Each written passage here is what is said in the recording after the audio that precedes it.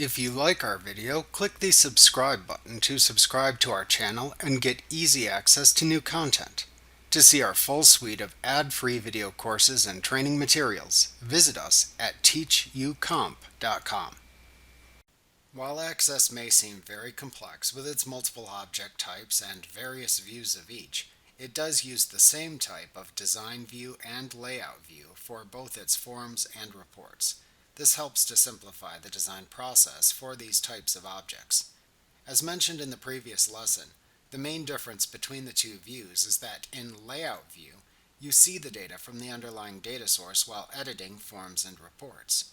In Design View, no data appears, but you have more options for editing the selected form or report object's properties than is available in Layout View.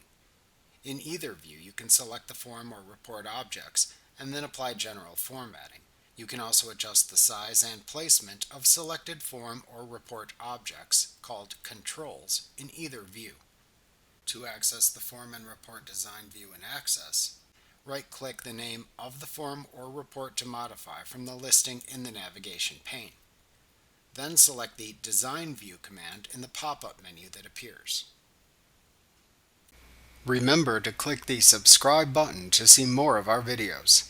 Get ad-free courses at teachucomp.com.